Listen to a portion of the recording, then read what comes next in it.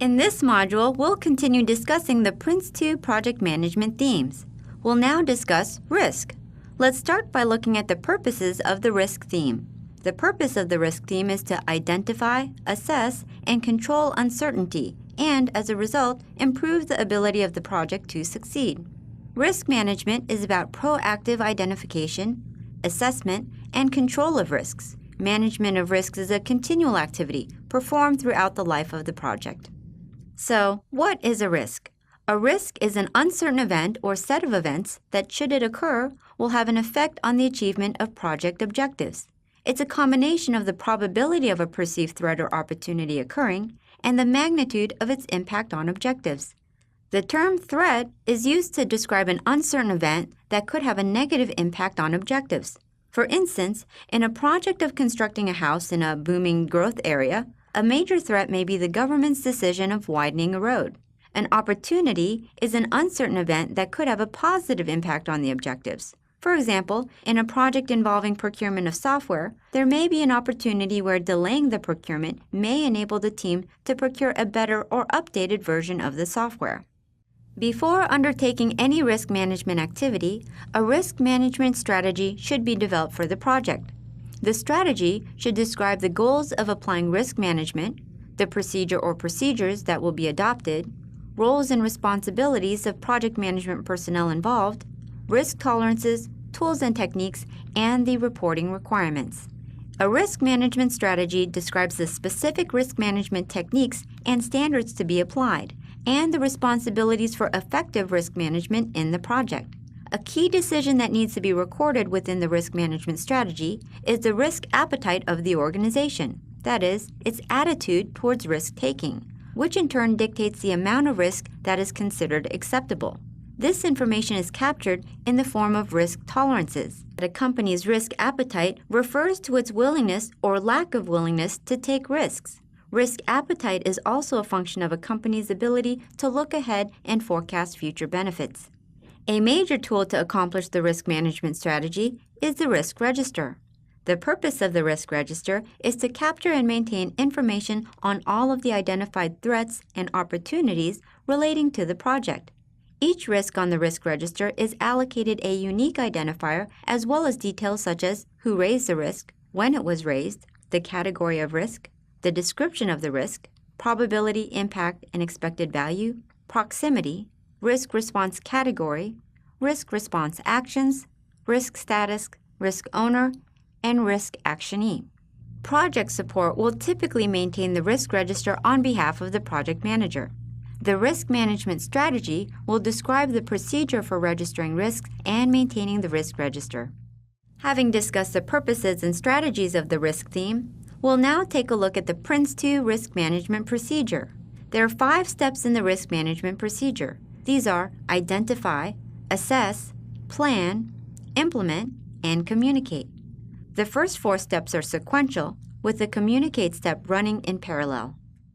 Now let's explore these steps in detail. The first step of the risk management procedure is identify. This step is divided into 2 parts. The first part is identify context, and the second is identify risks. The primary goal of identifying context is to obtain information about the project in order to understand the specific objectives that are at risk and to formulate the risk management strategy accordingly. The primary goal of the identify risk step is to recognize the threats and opportunities that may affect the project's objectives. PRINCE2 recommends capturing identified threats and opportunities in the risk register and preparing early warning indicators. It's important to understand the stakeholders' view of specific risks and the potential impact. A useful way of expressing risk is to consider various aspects of each risk, such as risk cause, which explains the source of the risk event, which describes the area of uncertainty itself, and risk effect, which is the impact of the risk on the project. For example, let's discuss a risk in context of a project delivering a new virtual learning environment platform that provides virtual access to training, assessment, testing, grading, and other sources of learning.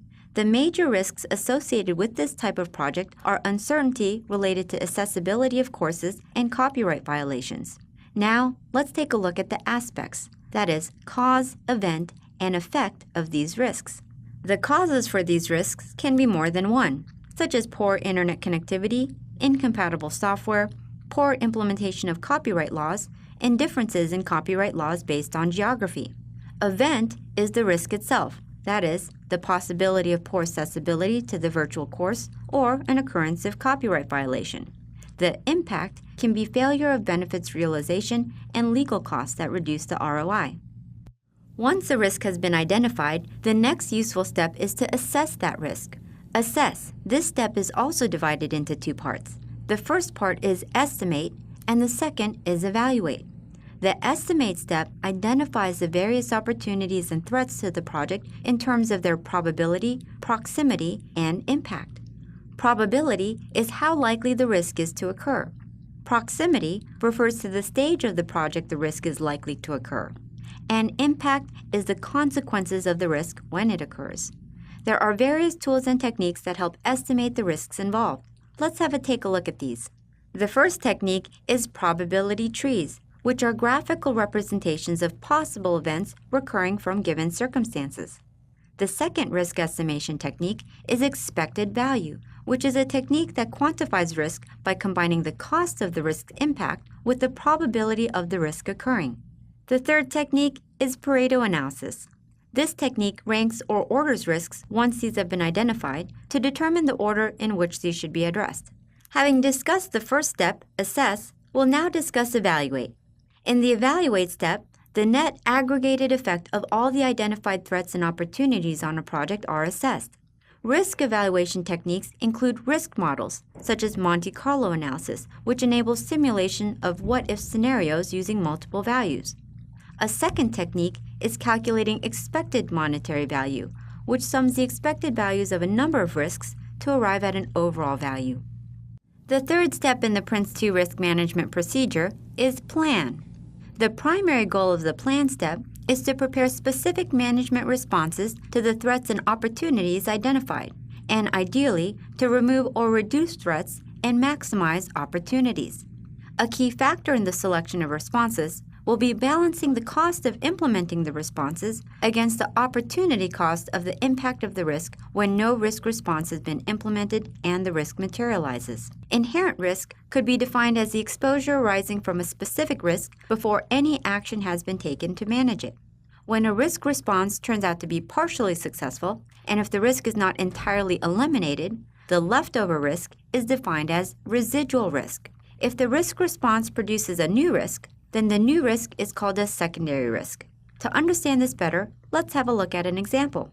During the clinical experimental trials with a new drug, it's been observed that the use of the drug may give rise to 5 side effects that are contraindicated.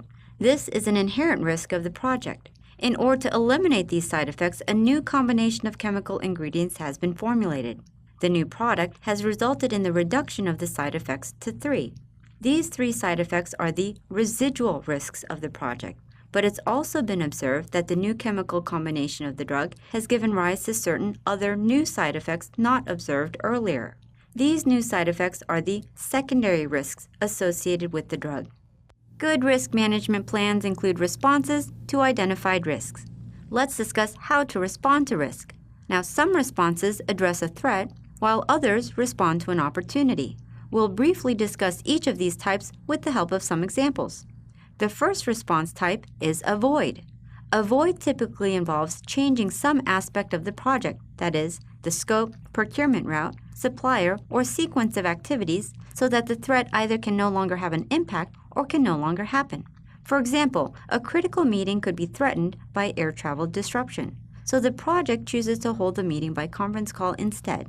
The second response type is reduce.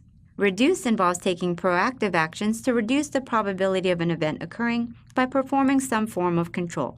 For example, to reduce the risk of computer crashes, the RAM of the computers can be increased.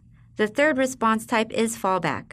Fallback involves putting in place a fallback plan for the actions that will be taken to reduce the impact of the threat should the risk occur. The fallback or contingency plan may be a workaround that can be implemented quickly.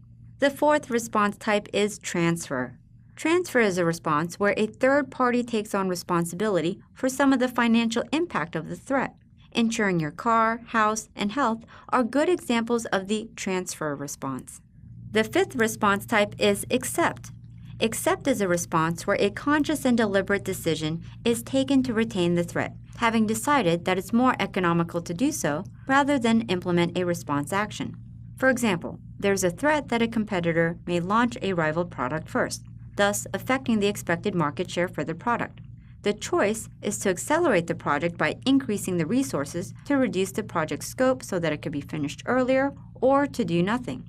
Accelerating the project may lead to product quality issues. Reducing the scope may make the product less appealing, so the risk is accepted and the do-nothing option is chosen. The sixth response type is share. Modern procurement methods commonly entail a form of risk sharing through application of a pain-gain formula. That is, both parties share the gain as well as the pain within pre-agreed limits. For example, insertion of a clause in the supplier's contract stating that if the supplier delivers the products within a stipulated time, then he will get a 10% increase on the contract fee. But if he fails to deliver in that time frame, then he would have to take a cut on his fee. The seventh response type is exploit. This involves seizing an opportunity to ensure that it happens and that the impact will be realized. For example, there's a risk that the project will be delayed. If it is delayed, a later version of software could be implemented instead, which would reduce ongoing maintenance. The project board agrees to change the project timescale and scope, enabling the later version of the software to be bought and implemented. The eighth response type is enhance. Here, proactive actions are taken to enhance the probability of the event occurring and the impact of the event should it occur. Let's say a mobile manufacturing company decides to launch its new mobile phone model after just a single acceptance test instead of the originally scheduled two, since they've come to learn that a competitor is planning to launch a competing model on the same date. The risk being enhanced is the opportunity to be the first in the market with the new model of mobile phone. Interestingly, this also includes a decision to accept the risk of the phone not working properly because of only one acceptance test. The ninth response type is reject. This is where a conscious and deliberate decision is taken not to exploit or enhance an opportunity. Looking at this using the same scenario we just discussed, if the mobile phone company had the option of launching the phone earlier than originally scheduled but decided not to, then they would have implemented the reject response. Avoid, reduce, fallback, transfer, and accept are the threat responses, where exploit, enhance, and reject are the opportunity responses. Share is a response for both threat and opportunity. Let's look at a risk and the possible risk responses with the help of an example. Project A is aiming to transform the work culture of an organization and relocate a couple of its branches from City X to City Y. In this context, a risk that's been identified is that the employee union may protest against the relocation and may take this matter to the courts. If this risk materializes, there may be disruptions in the restructuring work and a possible delay to the project delivery. Let's explore the possible risk responses that can be applied to this risk. One possible response could be avoid. Since this could prove to be a major cause of embarrassment for the company, the project may be canceled or delayed until a solution is mutually agreed upon between the union and management. Second possible response could be reduce.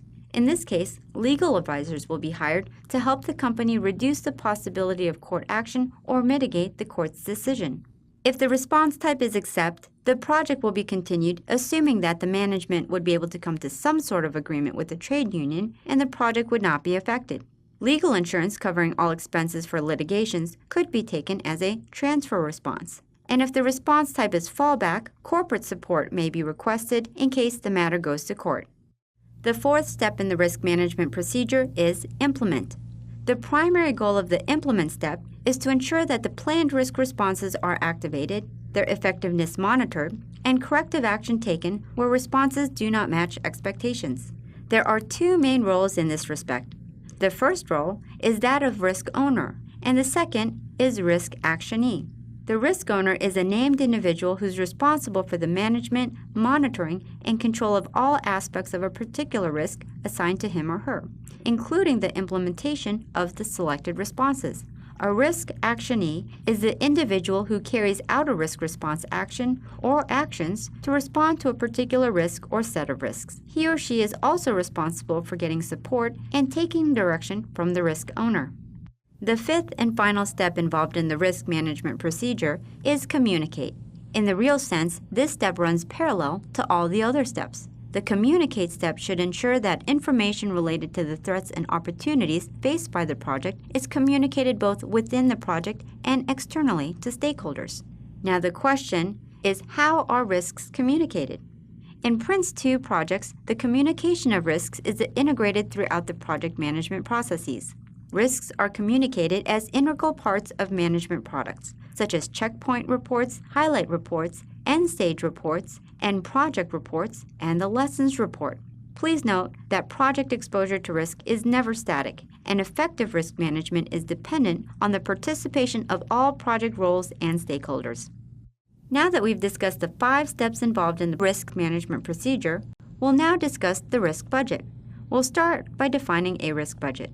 To arrive at a risk budget for the project, a financial approach to risk management is needed. Each risk must be fully analyzed for the impact cost, response cost, and likelihood. The aggregation of the cost for the responses and the impact weighed by the probability of each task generates the expected monetary value for the set of risks. The expected monetary value can be used to determine a risk budget. As the project progresses, some of the risks previously identified will occur while others will not. New risks may be identified during the life of the project whose response costs will not have been included within the risk budget. It's always prudent to set the risk budget to cover the known risks as identified and to make a provision for unknown risks yet to be identified. This brings us to the end of Module 8 on PRINCE2's risk theme. I hope you've gained new insights and an appreciation for risk management. I look forward to seeing you in Module 9, which introduces the theme of change. Thank you for learning with us.